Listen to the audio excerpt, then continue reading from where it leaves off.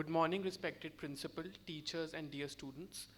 As we begin the new academic session of 2026-27, the month of April brings with it a sense of renewal, new ideas, new responsibilities, and a plethora of possibilities. On behalf of Class 12C, Bani, and I, Ruhan, warmly welcome you to today's assembly. Our theme today invites to reflect us on a powerful question. If students ruled the world, how would we resolve conflicts and respond to the situation around us? Not with authority alone, but perhaps with empathy, dialogue, and understanding, values that education quietly teaches us every day. At a time when the world continues to witness disagreements across nations and societies, this theme encourages us to think beyond classrooms and imagine ourselves as global citizens.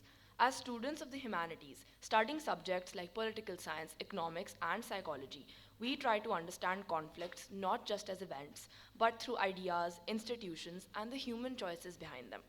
Today's assembly is our small effort to explore how our voices can contribute to a more peaceful and understanding world. And with this thought, we begin today's presentation. Thank you.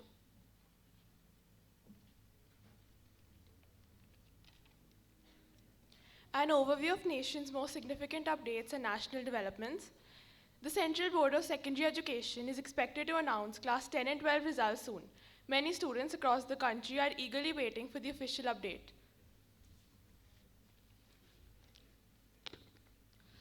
Women Reservation Bill discussion. A major national development is the discussion around the Women's Reservation Bill, which proposes 33% reservation for women in parliament and state assemblies.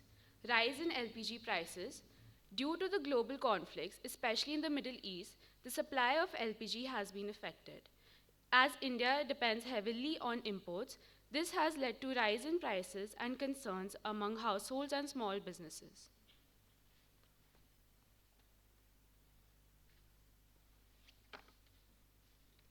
International news. Artemis 2 record. On April 6, the crew of NASA's Artemis 2 mission, the first crewed lunar flight since 1972, set a new distance record for humans, reaching 252,757 miles from Earth as they passed the far side of the moon. US President Donald Trump issued a deadline for Iran to reopen the Strait of Hormuz, warning of devastating strikes on infrastructure if no deal is reached by April 7. Humanitarian crisis in Sudan. Sudan continues to face a severe humanitarian crisis due to ongoing conflict, with thousands displaced, limited access to food, water, and medical aid, and an increasing need for international support. Political shift in Nepal. Nepal has witnessed a significant political shift driven by strong participation from Gen Z in protests and public movement. Their growing involvement has played a key role in influencing leadership changes and highlights the increasing impact of youth in shaping the nation's political future.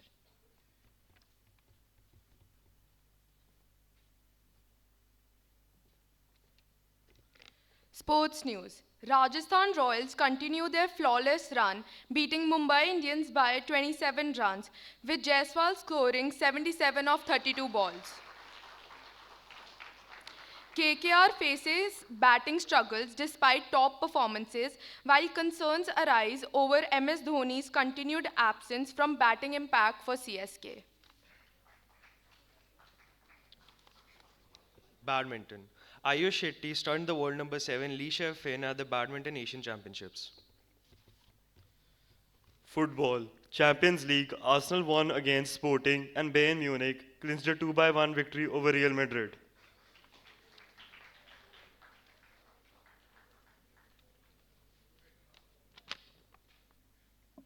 Important dates of the week. Today we briefly highlight some important days observed this week and their significance. 7th April, World Health Day.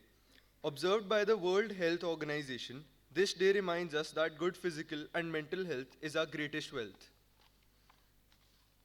10th April, World Homeopathy Day. This day marks the birth anniversary of Samuel Hahnemann, the founder of homeopathy, and highlights the importance of natural healing methods.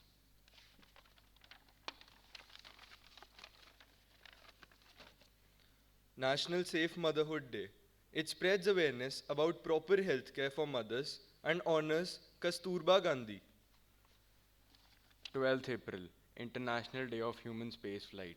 This day celebrates the historic space journey of Yuri Gagarin in 1961. 13th April, Jallianwala Bagh Massacre Day. On this day, we pay tribute to innocent lives lost and remember their sacrifice for India's freedom.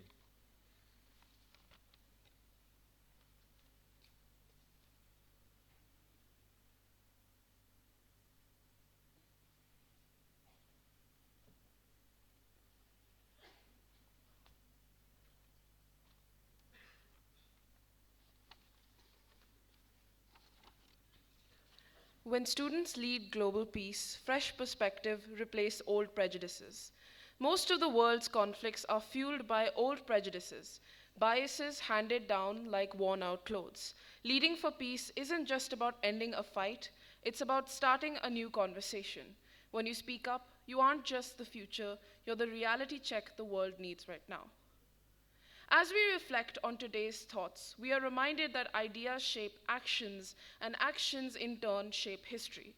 Nowhere is this more evident than in the many wars that have defined our world, each one a powerful reminder of what happens when dialogue fails and differences escalate.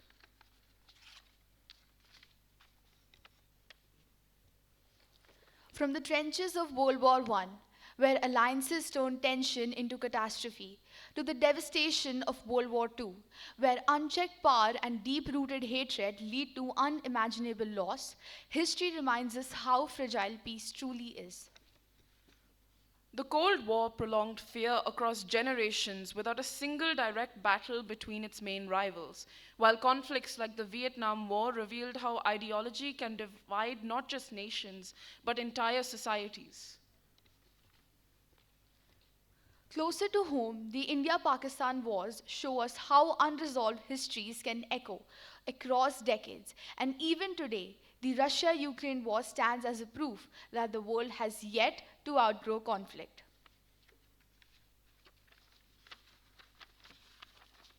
And yet, beneath all these wars lies a common truth. They were not inevitable, they were choices. Choices made in rooms of power, far removed from the lives they would alter forever. If students raised in classrooms that value dialogue over division, collaboration over conquest, were entrusted with shaping the world, perhaps history would read differently. Perhaps war would define our past, not dictate our future.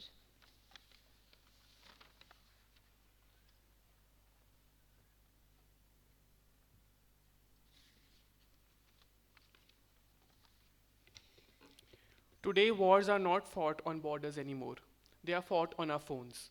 Because of digitalization, the first thing we see about any war is not a reality, it is a version of reality. For example, during the Russia-Ukraine war, different countries have showed the same events very differently. Some media focus on resistance and bravery, others focus on political tensions. Very few showed the complete humanitarian picture. The war was the same, but the perception changed depending on where you were watching from. Similarly, during the ongoing US Iran conflict, a single image or a short video clip goes viral in minutes and shapes global opinion instantly. That is the power of digital media today. We are living in a time where information travels faster than verification. So, the real change for our generation is not access to information. We already have that. The real challenge is learning how to question what we see, because today, controlling perception can sometimes be as powerful as controlling territory. And if we are not careful, we may start believing what is shown to us instead of actually understanding what is happening.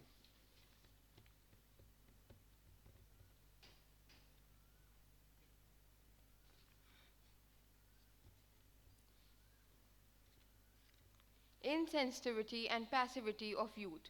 As we imagine a world where students resolve conflicts, we must first ask, are we prepared for the responsibility, or have we become too passive to even respond?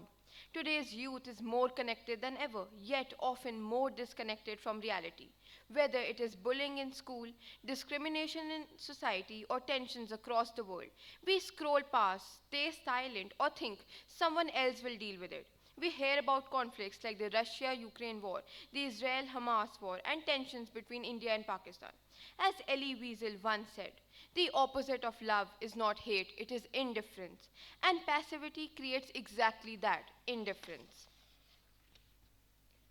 But ask yourself, if not us, then who? If not now, then when? Are we the generation that watches the world change or the one that changes it? The problem is not lack of awareness, it's lack of engagement. We are informed yet uninvolved, aware yet indifferent. If the youth do not question, feel, and engage, a student led world based on empathy and dialogue cannot exist. While we remain passive, the consequences are devastating.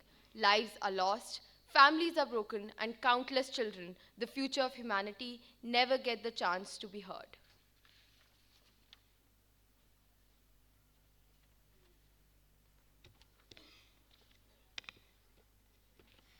Disappearing role of international organizations. When we talk about how students would resolve conflicts, it makes me wonder, when did the world become so impatient? Because today, conflicts don't build up slowly anymore. They erupt. Different places, different histories, but the same old pattern. Act first and reflect later. And in middle of all this stands the United Nations as an institution created after war, built on the belief that conversation should always come before the confrontation.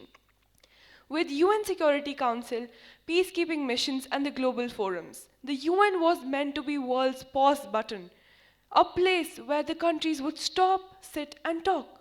But today, the pause is often skipped, not because UN doesn't matter, but because the world has started moving faster than the patience it requires.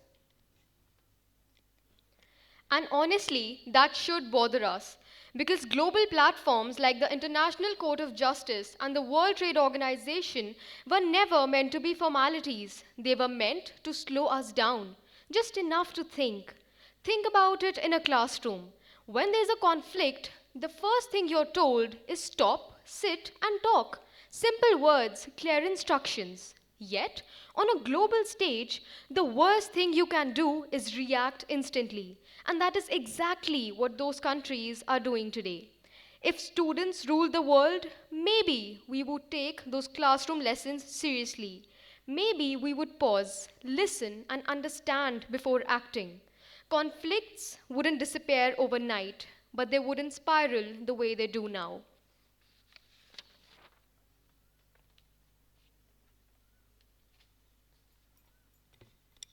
Student solution.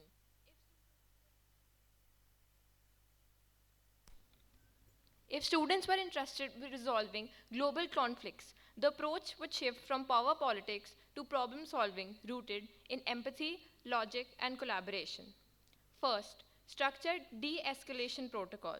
The moment a conflict crosses a defined threshold, both sides enter a compulsory 72-hour pause.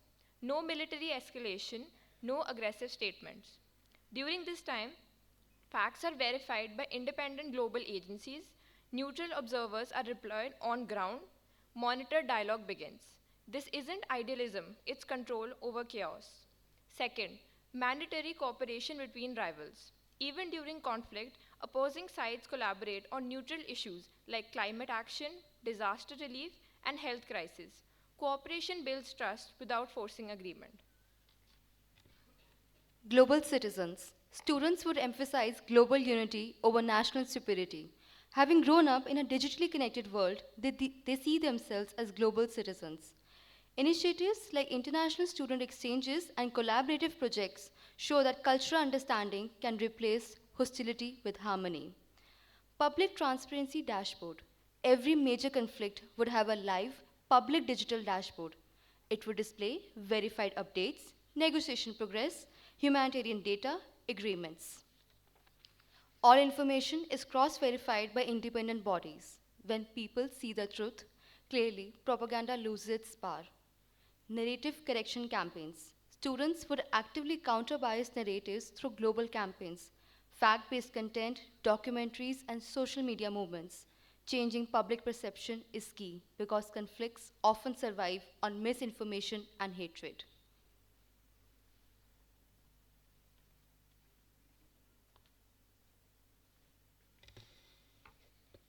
Today, we explored a simple yet powerful idea that solving conflicts is not about having more power, but about having the right mindset. A mindset that chooses dialogue over dominance and understanding over assumptions. As students, we may not hold positions of authority today, but we do hold something just as important: a fresh perspective, a strong sense of fairness, and the courage to question what isn't working. If students rule the world, perhaps we wouldn't wait for change or argue over who's right or wrong. We would begin by listening, understanding, and working together. Before we conclude, we would like to extend our heartfelt gratitude to our principal, Mrs. Renu Puri, for bestowing this opportunity on us, our vice principal, Mr. Mukul Sharma, for also bestowing this wonderful opportunity on us. We would also like to thank Ashish sir, Dharampal bhiya, Deepu bhiya, Simranjeet sir, Arpita ma'am for their technical support. Last but not the least, our class teachers, Ms. Tamanna Uppal and Ms. Bhavna Bhatia, for their constant guidance and support. We would like to end this assembly by a thought that the world doesn't need more control, it just needs more connection. Thank you. Thank you.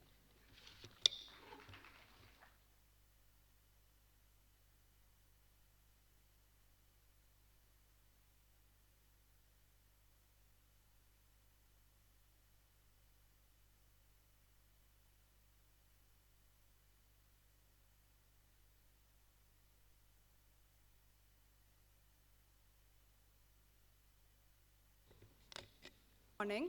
The International Award for Young People, IOYP, also known as the Duke of Edinburgh's Award, is a prestigious and globally recognized program that empowers young people to challenge themselves, develop new skills, and make a positive impact on their communities.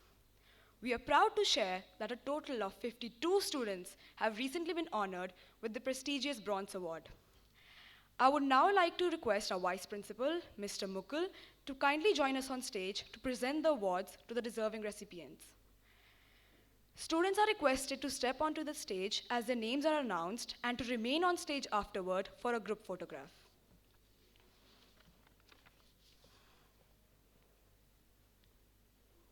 Parinita Sharma, Aryaman Sohal, Seher Atwal, Vivreet Kaur, Ayana Bansal, Amira Kapoor, Agam Kaur, Bhavik Mittal, Vaishnavi Srivastav, Rudrakshi Rathi, Araf Kapoor, Anhad Nayyar, Anika Garg, Antrik Sharma, Avnoor, Dhanvin Mittal, Ishan Sharma, Kabir Mehta, Mihika Dikshit, Nakshatra Garg, Prabnoor Kaur, Prisha Arora, Rehmat Lehel, Rishit Kaushik, Rudrakshita Sharma, Sanvi Bhardwaj, Sanvi Chabra, Sanvi Garg, Samaira Goyal, Sanchi Sajdeva, Arnav Kapoor, Yashvi Mehta, Srishti, Sanchit Nanda, Shaurya Bansal, Sharanya, Ananya Nuri Bafna, Arav Arora. Tashvi Chopra, Shan Singh, Karman Kaur, Hiya Gupta, Riyanshi Bajaj, Chaitanya Goyal, Abhiraj Singh, Gurmeher Kaur, Udevir Singh, Jay Bhatia, Arshan Singh, Dhiren Singh, Arnavbir Singh, Ananya Singla, and I, Raganya Thakur. Thank you.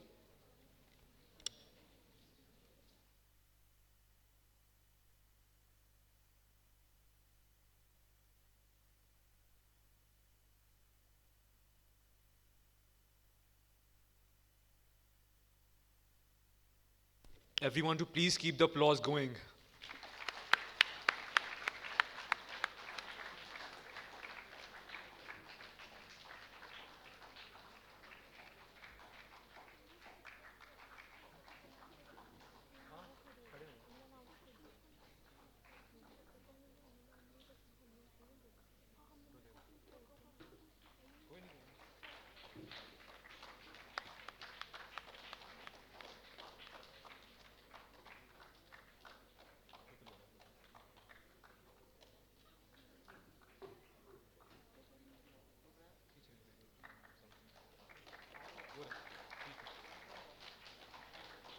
please come forward. आगे आगे आगे sir photograph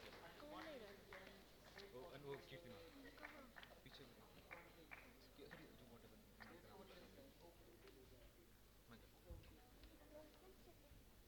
आगे आगे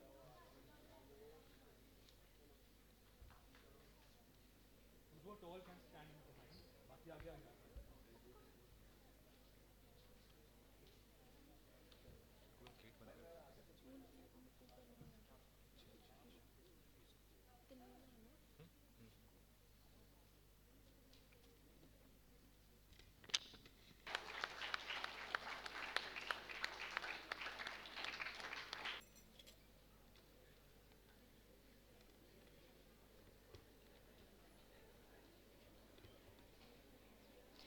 Everyone is requested to rise for the school song.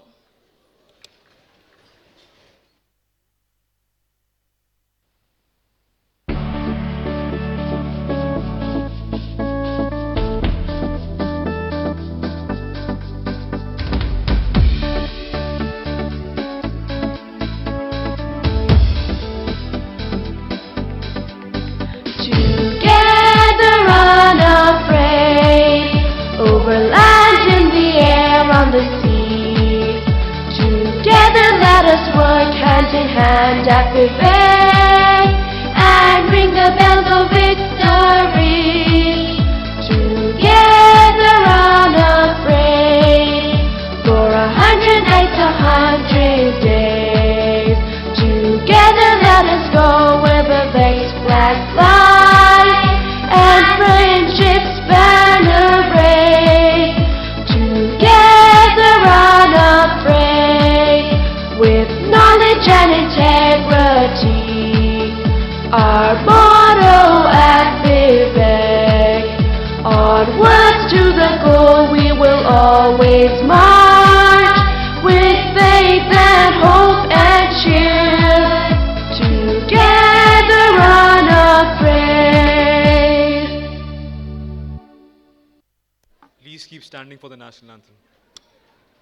जनगण मन अधिनायक जय हे भारत भाग्य विधाता पंजाब सिंध गुजरात मराठा द्राविड़ उत्कल बंगा विंध्य हिमाचल यमुना गंगा उच्चल जलधि तरंगा तव शुभ नामे जागे तव शुभ आशीष मांगे गाहे तव जय गाथा जन गण मंगलदायक जय हे भारत भाग्य विधाता जय हे जय हे जय हे जय जय जय जय हे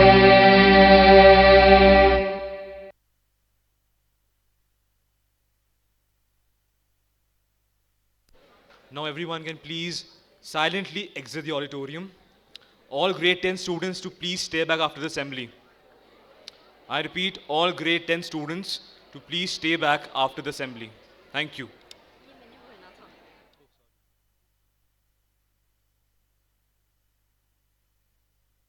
All the students in sports uniform to stay back also.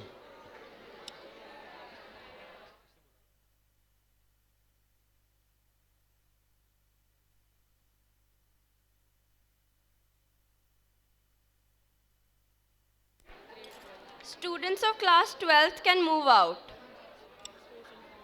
वो सारे